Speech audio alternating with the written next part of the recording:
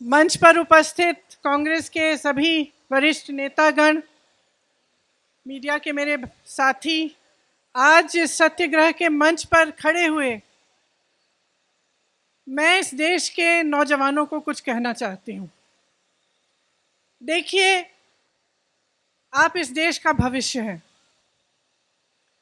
आपसे बड़ा देशभक्त कोई नहीं है इस देश में।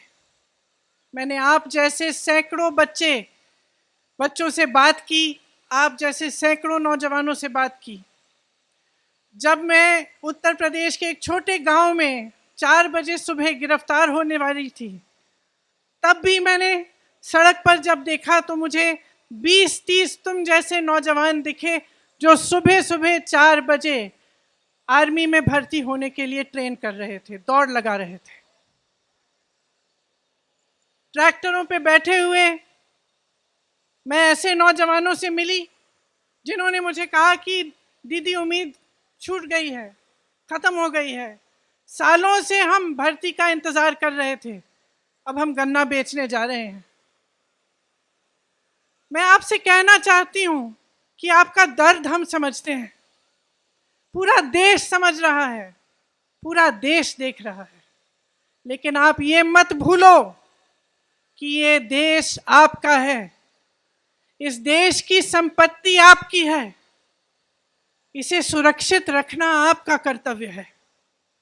हम यहाँ सत्याग्रह पे बैठे हैं क्योंकि सत्याग्रह, सत्य की लड़ाई, अहिंसा द्वारा लड़ी गई, अहिंसा के जो मार्ग पर चलकर लड़ी गई, उस लड़ाई ने इस देश को आज़ाद किया। इस देश को आज़ाद करके आपको सौंपा ताकि आपका भविष्य बन पाए। तो मैं आपसे आग्रह करती हूँ कि परिस्थितियों को समझिए। आपके आसपास क्या हो रहा है, सरकार कैसे चल रही है, देश में क्या हो रहा है, उसको गहराई से समझिए। जो किसान के आंदोलन थे, क्यों किए गए? किसान क्यों जागे, क्यों सड़क पर आए? क्योंकि वो समझे कि खून पसीना वो बहाएं, मेहनत वो करें, लेकिन उस मेहनत की कमाई किसी और को दी जा रही थी। ये सरकार उनके लिए नहीं चल रही थी।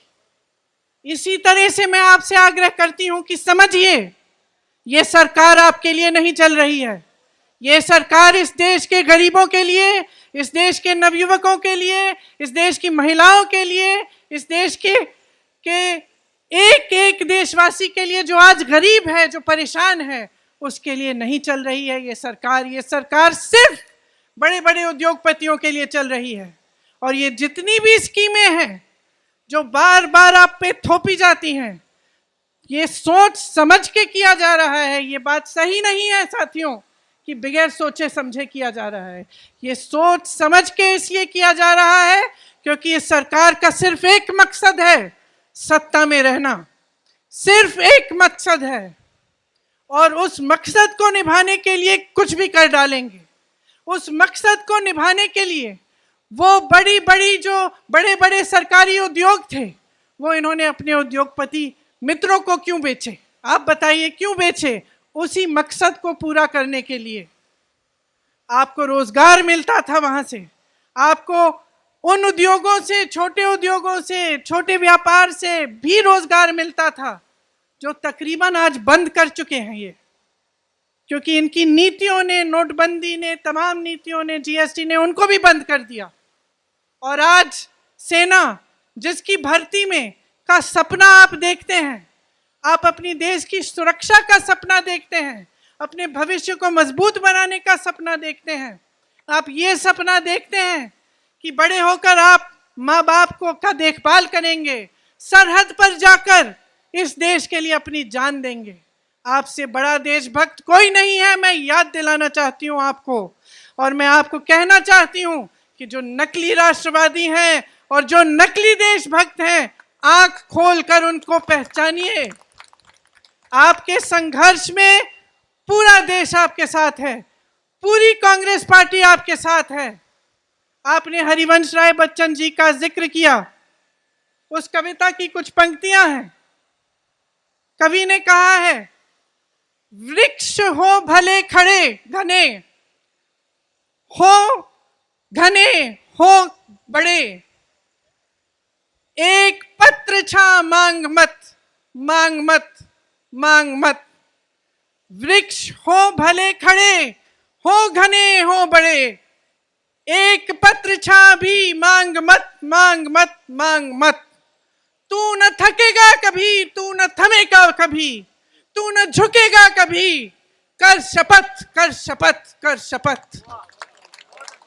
इस कविता का नाम आपने एक ऐसी स्कीम को दे दिया है जो इस देश के नवयुवकों को मार डालेगा। ऐसी स्कीम को जो इस देश की सेना जो हमारी देश की सुरक्षा करती है, जिनके सारे तमाम जो यहाँ पे भी आप खड़े हैं, आप सरहद पर जाकर सुरक्षा करते हैं, ऐसी स्कीम है जो इस सेना को खत्म कर देगा।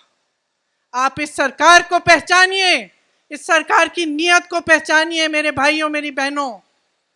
लोकतांत्रिक तरह से शांतिपूर्वक अहिंसा सत्य के मार्ग पर चल के इस सरकार को खत्म कीजिए, इस सरकार को गिराइए।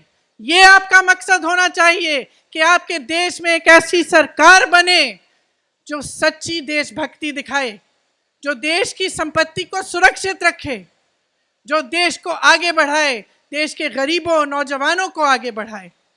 इसीलिए इस मंच पर खड़े हुए मैं आपसे आग्रह करती हूं कि जो भी आप प्रदर्शन करें आप शांतिपूर्वक करें, लेकिन आप रुके नहीं, आप थके नहीं। ये आपके अधिकार है, आपका देश है, इसको सुरक्षित रखने का कर्तव्य आपका है, इसके लोकतंत्र को सुरक्षित रखने का कर्तव्य आपका है।